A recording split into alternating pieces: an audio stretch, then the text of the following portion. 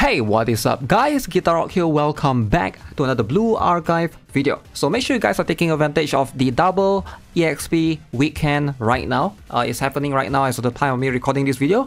Now, upcoming in a couple of days, we're gonna have the new Problem Solver 68 featuring two new dress characters. Now, prior to this particular video, I've already talked about both these upcoming characters. They are not limited, but they are really strong. So I figured I want to make an updated video and a couple of new things that I've discovered as well regarding how strong Dress Aru and Dress Kayoko is, where they stand right now in the JP server. Apparently, both of them are kind of in the meta right now. And for a lot of veteran players, they are looking to basically obtain them to be able to utilize, fully maximize their potential. This is going to be a great addition to your roster overall. Now, both Dress Aru and Dress Kayoko, they are both going to share a same banner. So that means if you pull for one, let's say you get Dress Aru early on, you can basically use the spark 200 PT to basically try to spark for Dress Kayoko. But whether or not you want to do that, it depends on you, right? It depends on how lucky you are. You can be unlucky as well. Basically just use 200 pulls and you have to use the spark for one of them. Now, if you have to pick one in particular, who is going to be better, alright, between Dress Aru and Dress Kayoko. Now, where they both lie is going to be in their role, right? So Dress Kayoko is much more of a DPS, single target damage dealer, alright, in terms of the piercing type, whereas Dress Aru is going to be a supporter. Alright, she supports in terms of the crit damage. She buffs a single target supporter in the striker slot, right? So as opposed to be in the special slot. So that's going to be something that we'll have to dive into more details. So let's jump into it. Now let's first talk about Dress Aru. Alright, I'm sure you guys are aware, I've talked about her skills before, but let's just briefly recap a little bit. Just consider her a camping hare variant of Akko. So camping hare is basically an attack buffer. She's like a variant of Himari in a way, right? Where she stays in the striker slot. So Dress Aru is going to be something like that as well in terms of her similarity to Akko, but she's going to be in the striker slot. As you can see, she increased critical damage by up to 83% of one other ally for 30 seconds. So she's going to be straight up a crit damage buffer for 3 costs. Alright, her normal skill, she's going to be able to heal one other ally with the lowest HP for 151% healing. It's not going to be a very strong heal overall, but it's going to be sufficient enough if you're trying to like cycle within one team for insane, right? In all situations, that's going to be where she's used. Now, her passive skill is going to be increased attack for 26.6%, so this is going to be her own one.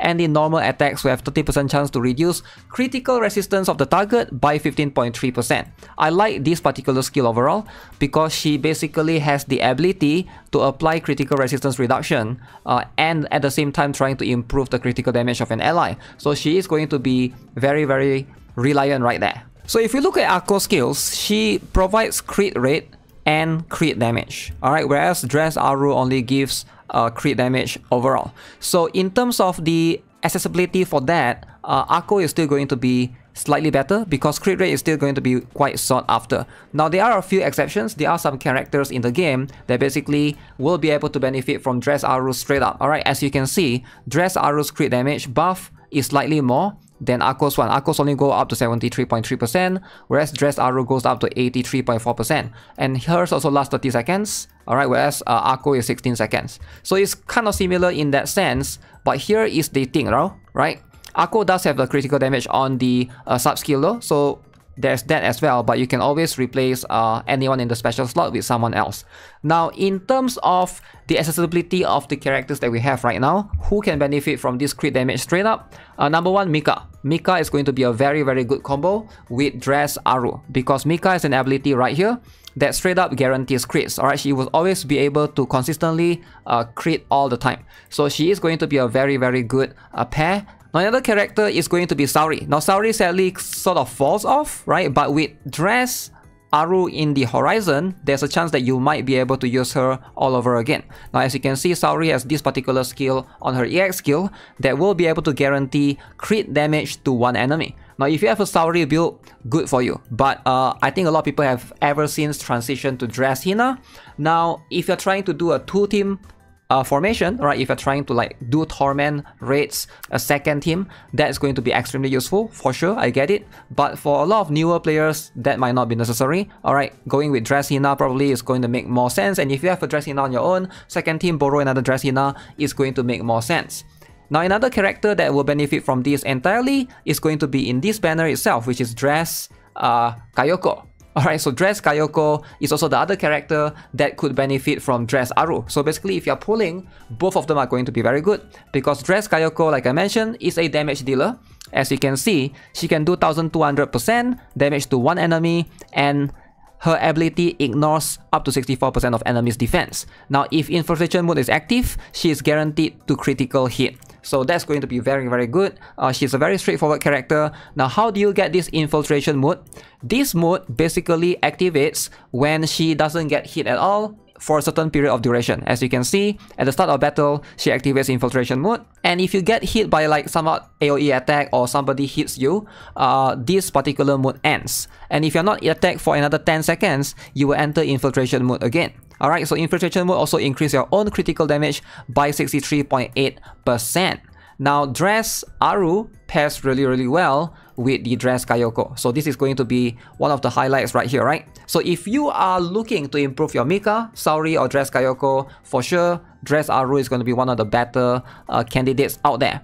Now, is Dress Aru a must-have? Right? This is going to be where the debate comes in, right? I think a lot of players, newer players, might not really need her, but I think if you are in somewhat that veteran to intermediate to veteran ballpark, you can definitely benefit from her, especially if you're trying to execute a two-team scenario, right? For example, Dress Hair, which I'm sure a lot of you guys, maybe some of you guys obtain her, maybe some of you guys skip her, it doesn't really matter as much. But Dress Hair is also going to be one of the more sought after character because of her ability to buff attack, right? So Dress Aru gives you the ability right now to basically run a second team in like a complete manner, right? So you have Ako Himari in one team, and then, you know, Camping Hair and Dress Aru in the second team. So you are pretty much set if you're trying to tackle the torment raids. This is going to be something that, you know, like a lot of endgame players are looking after. Obviously, you can always have the ability to borrow, and you can always like try to slot in here and there, but it's just going to give you a little bit of flexibility, right? So for me, as someone that did pull for Cam Hair, I can definitely see some situation where if you need to run two team, sure. But if you're trying to just play in Insane most of the time, Dress Aru might not be needed, right? The truth is, a lot of the raids you can pretty much do one team, maybe except for Hovercraft Wakamo. That one you still sort of need two team, right? You can't really do one team. But you're starting to see the pattern where a lot of these characters that come out are basically, they're not there to power creep the other characters, alright? They are not there to replace, like in this case, not really here to replace Ako, but more of an alternate to Ako. Now, if you don't have Ako, very, very good. Alright, I would say Dress Aru right here is going to be a very, very good candidate to your addition of the team, right? Because the truth is, if you get Mika, alright, you have Mika right now, and you don't have Ako, you can't really maximize the damage as well. So having Dress Aru is going to help your account a little bit, right? You don't have to rely on borrowing for someone else's one. And plus, Dress Aru is going to be, she's a pretty future-proof supporter as well. Now, Dress Ako did have the Dress variant as well recently, and I'm sure a lot of you guys did pull for her.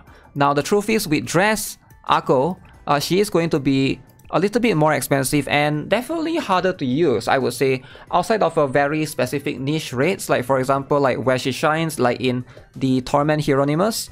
Her cost is still quite high for 5 costs. She does have the crit rate, and you can see the crit damage is here, right? Crit rate and crit damage a little bit less, right? 57% compared to Dress Aru's 83%, which is like way more. So if you run a Mika, it just makes a lot of sense to just go with Dress Aru entirely. Now, about Dress Kayoko, does she compete with Mika? Because she is also a single target damage dealer. Alright, so very, very similar. The truth is, in the JP server, she is apparently as strong as Mika if the conditions are met. Now, in some instances as well, she is going to be much more sought after, as you can see. Let me see if I can show you guys. Here is a JP gameplay, as you can see, right? So you can see Dress Kayoko right there. If you are fighting Urban in Bina, Dress Kayoko is really, really strong. Now, she might need certain specific niche characters to try to benefit from. For example, if you can protect her from getting hit, that's going to be better because Bina is still an AoE character, right? It is going to be very, very annoying if you get hit by Bina's AoE. You can still try to like wait a little bit, right, to try to enter back into the infiltration mode, but it is going to be much more finicky to use compared to Mika. Now, if you don't have Mika, if you somehow miss out on Mika, Dress Kayoko is a very, very strong character to consider obtaining. She is definitely going to have that same setup pretty much. As you can see, this is a very, very good damage overall, right? Very, very high damage. And in Urban, Bina, she is going to be better than Mika, alright? For Dress Kayoko, where she shines is when the enemy has high defense because her ability straight up ignores the defense of the enemy. Which Bina has a very high stat of, but of course you can also use like characters like Akane and stuff to reduce the defense. But for a lot of bosses, if they have lower defense, her value doesn't really shine as much. And especially if you already have Mika, like you're sort of getting another character and like building them all over again, trying to like up their gears from T0 to T9 and then like level 90 recently. By the way, I just got to level 90 recently as well. So that's a lot of, you know, a lot of materials, a lot of resources. So do you really want to do that, right? Unless you are someone that is already an end game player, there's a very high chance that most players are going to pretty much stick to Mika, right? And considering that we just had the Fast banner recently, a couple of weeks ago, right? It's just a better use of your premium currency to basically save for now, right? Considering that both Dress Kayoko and Dress Aru, they are not really limited. Now, if you are looking specifically for New Year Fuuka, alright, if you don't have her yet, that is the one that I highly recommend because after Dress Aru and Dress Kayoko, after this banner ends, alright, in 2 weeks time, we will have New Year Fuuka rerun. Now, if you don't have New Year Fuuka, that is the banner that I highly recommend going for. Both Dress Kayoko and Dress Aru, they are not bad. Again, very, very strong, very, very solid in the meta, but they are not limited. Especially if you have a lot of the alternatives like I mentioned. For example, for Aru, if you have Ako, you don't really need her as much. For Dress Kayoko, if you have Mika, they sort of similar, very similar role. You don't really need both for most players. You can use one or the other. And even if you want to use Dress Kayoko, you can always rely on borrowing from someone else's one. So that's going to be the approach. Personally, I'm still considering if I'm going to pull for them or not. Most likely not because I don't really have enough pyroxenes right now. I only got 8,000, but I would say that's pretty good, right? I managed to save up a little bit, but I'm running out of credits, to be honest. So yeah, that's going to be it for this particular video for Dress Aru and Dress Kayoko. Definitely, if you don't have Mika, consider getting Dress Kayoko. If you don't have Ako, definitely consider getting Dress Aru. But if you don't have New Year Fuuka, I would highly recommend that one. Alright, save for that. That's going to come in 2 weeks time. So with that being said, that's going to be it for this particular video. Subscribe if you guys haven't already. Give this video a like. And I'll see you guys in the next one. Have a nice day. Goodbye.